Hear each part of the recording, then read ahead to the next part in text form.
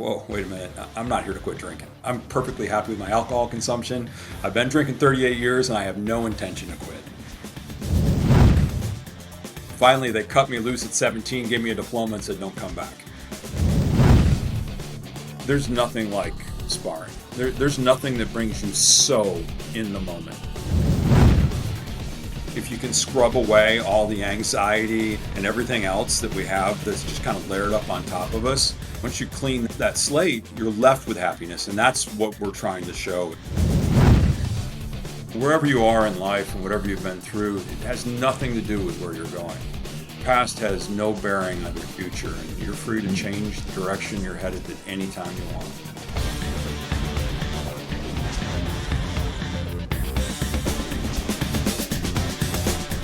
Hello, listeners, and welcome back to Social Skills Coaching. I'm your host, Russell, and our guest today is Rick Culleton.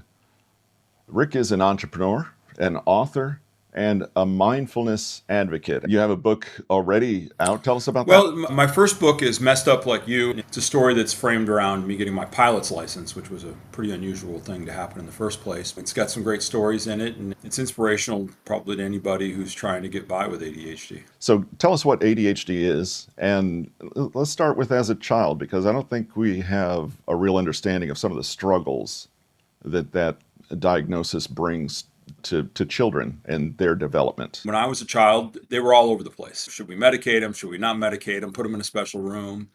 At one point in the third grade, they moved me into an accelerated class and put me with third and fourth graders with the idea that I would skip the fourth grade and go right into the fifth grade, which didn't happen. And I went from that class to the fourth grade the next year, where they thought they should hold me back and keep me there an extra year. And then finally, they cut me loose at 17, gave me a diploma and said, don't come back.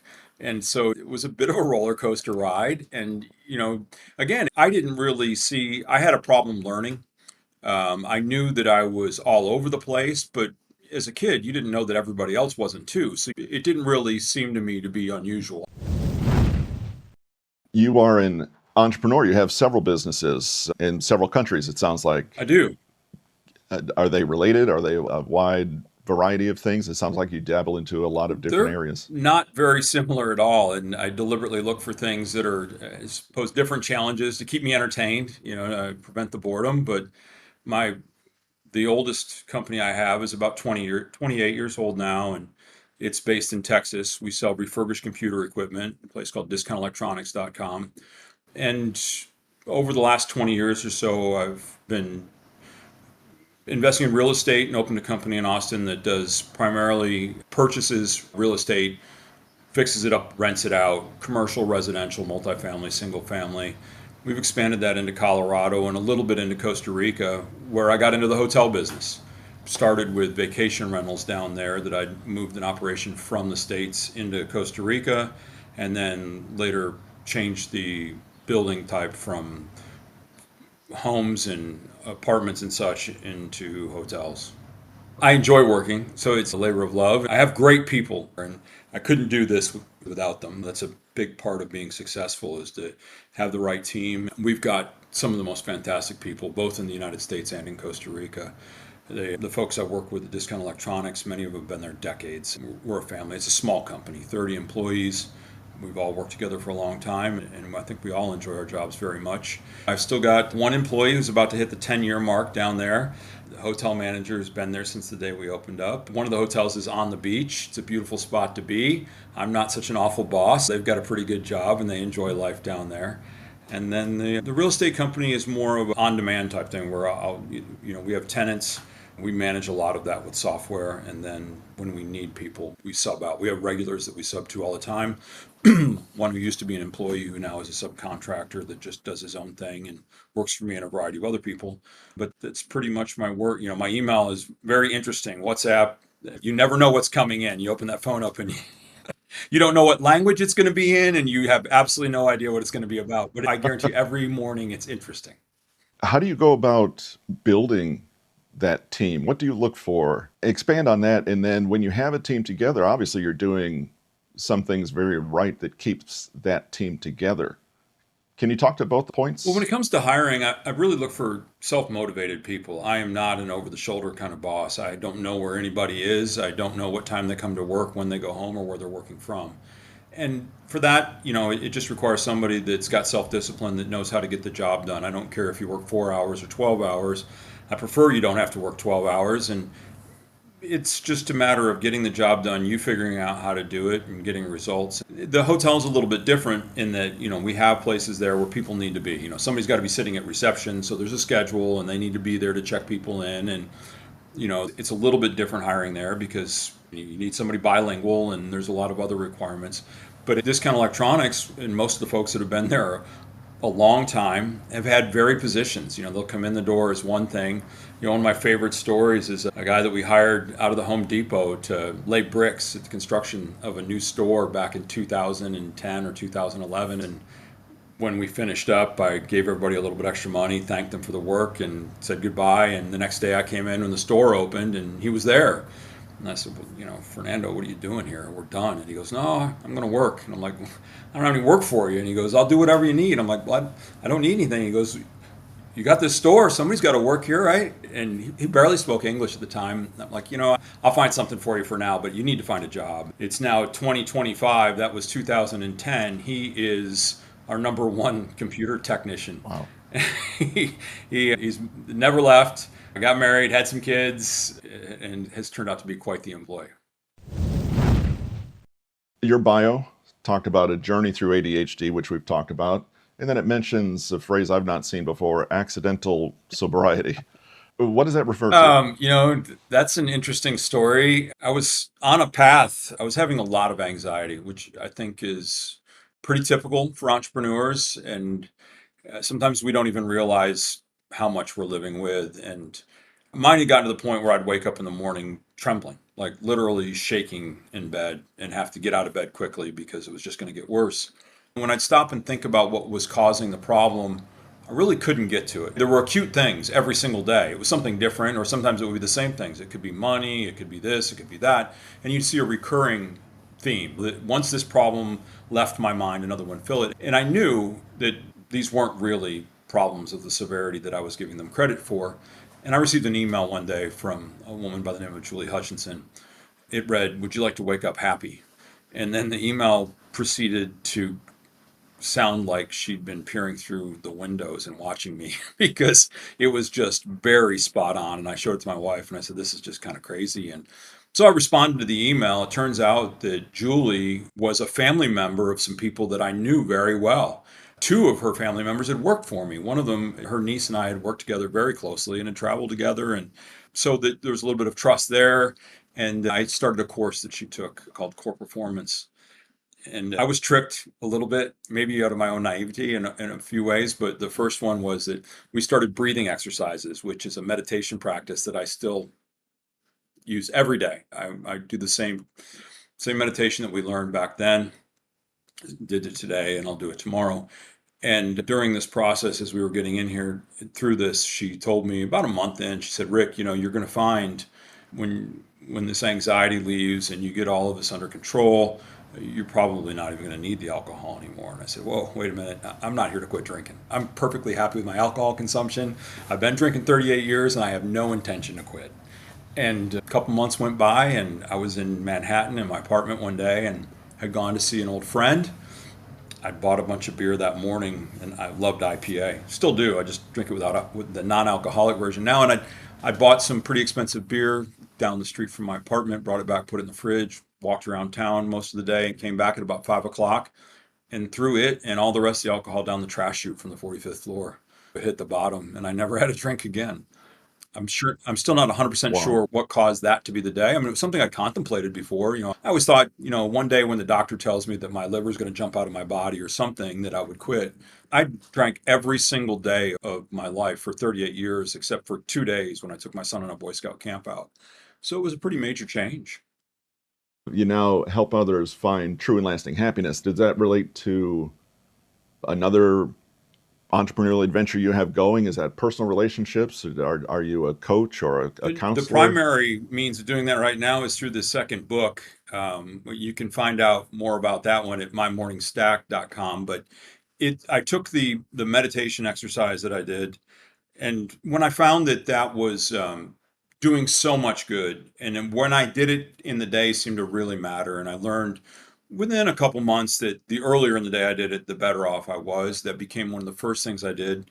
And then I took that piece that came from having done the meditation and thought, I'm going to make use of this for a little while. And I developed a morning stack that I follow. And the second piece of that is something I call techno fasting, which is where you just stay away from technology for as long as possible in the morning. You don't wake up with a cell phone.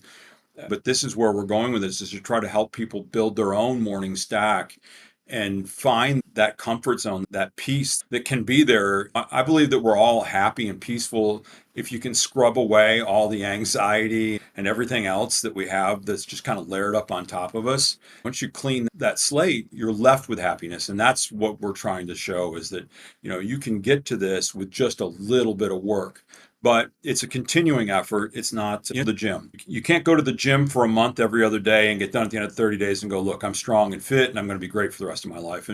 And mindfulness is the same way. It's a lifelong practice. If you want to be mentally healthy, it's the same as being physically healthy. It's something you need to work at all the time. You can't eat good one day and then live on cotton candy and expect to maintain your health. So this is where we're going with this. It's a starter plan that'll get you going with your stack, and then instructions as to how you can develop your own. What does your average day look like? What are some of these things that you're doing that you're willing to So share? I have a special stack that I brought with me because I'm traveling. I'm in Europe right now. So I don't have a cold plunge I can carry around with me. I'm working on that, but at the moment I'm without. So it starts out pretty easily. I get up very early. So I'm up at about normally 5:30 in the morning. And one of the very first things I do, I drink a glass that's pretty much salt water. It's got magnesium in it and so forth to rehydrate. And then I head outside. Not looking at light through the windows, but actually get outdoors and help reinforce my circadian rhythm and make sure that I'm keeping my sleep cycle in sync. And then I come back inside and meditate for whatever amount of time it takes me to get my 600 points. And then I do 25 push-ups and I stretch. I've been nursing an Achilles tendon injury and have just started running again, so I'm being kind of cautious with that. I journal after I get done stretching. I have a quirky thing that I picked up about a year ago or a little less with my journal. And for the first paragraph, I write with my left hand.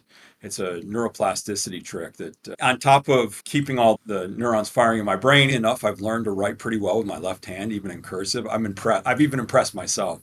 And so, this is probably where I would leave most of the people, is like, this is where, if those things work for you, that's a great foundation for your day. You're talking about 40 minutes or less. So I think that's that type of stack. It doesn't need to be those things. And then where I go from there is there's physical exercise every day. It's either going to be running or the gym. And I'll go back and forth, and then I take at least one day and sometimes 2 days a week to recover. And I'm a gadget junkie. So I've got an Oura ring on one hand and a Garmin watch on the other hand. And, I'm always looking at the data, and I listen to it too. So when it says, hey, you need to back off, time to take it easy, I do.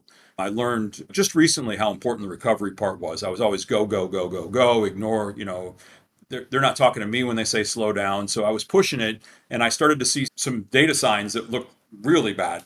My resting heart rate was going up, my heart rate variability was going down. And so since I've started to listen to these gadgets a little bit more closely, I'm doing better. So, every other day I'll run, every other day I'll go to the gym.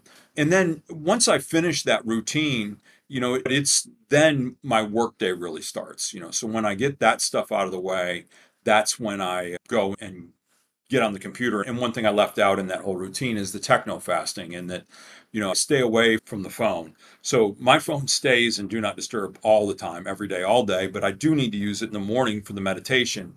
I have a tone that plays, so my breathing is asynchronous. It's the same amount of time in and out, which has been a very important part for me.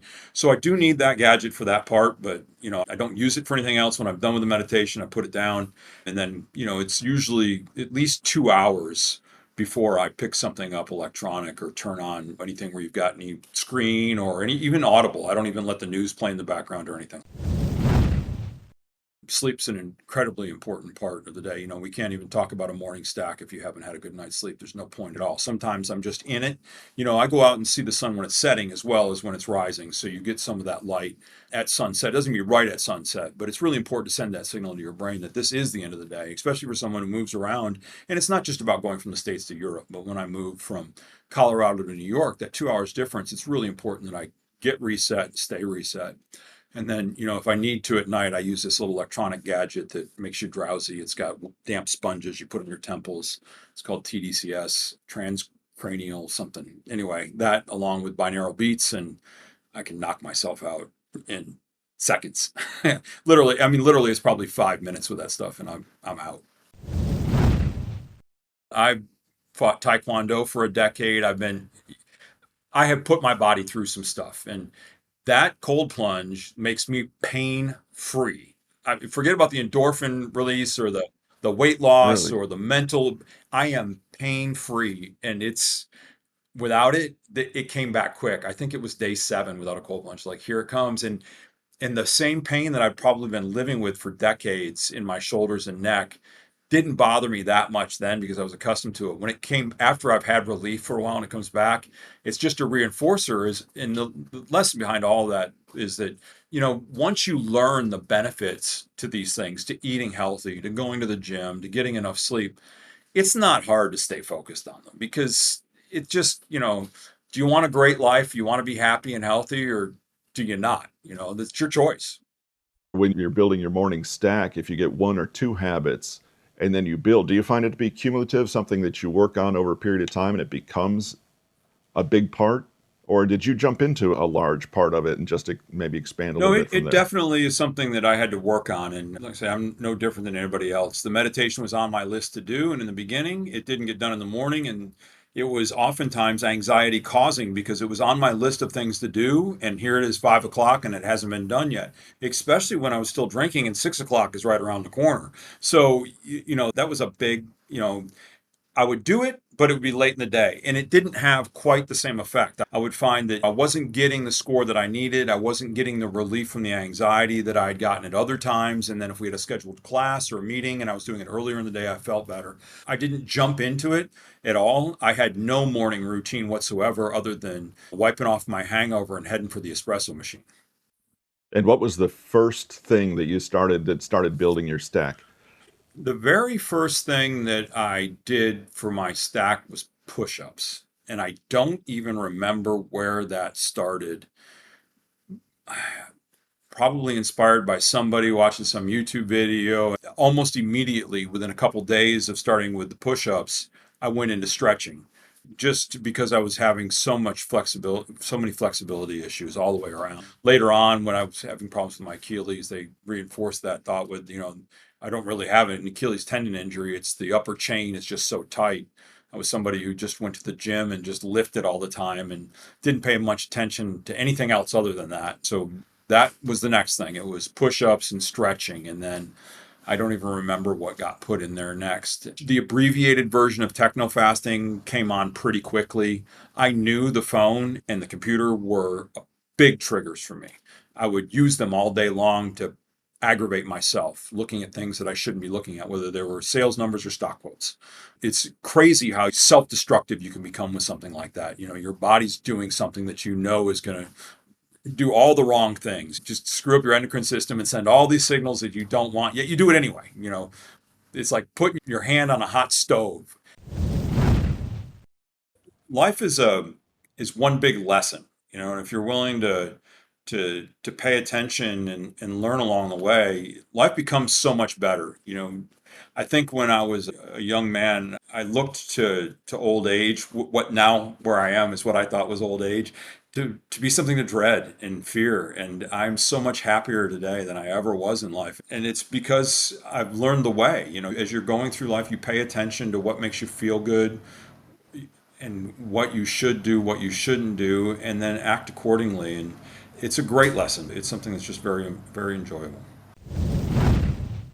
And can you give our listeners a rundown of your top recommended books that are out there, in addition, of course, to Messed Up Like You? What else would you recommend for our listeners to implement The into their three lives? that changed my life were Think and Grow Rich by Napoleon Hill, Seven Habits by Absolutely. Dr. Covey, and Rich Dad Poor Dad by Robert Kiyosaki. Great. Yeah, very well known, very popular, and for good reason. Some excellent works there.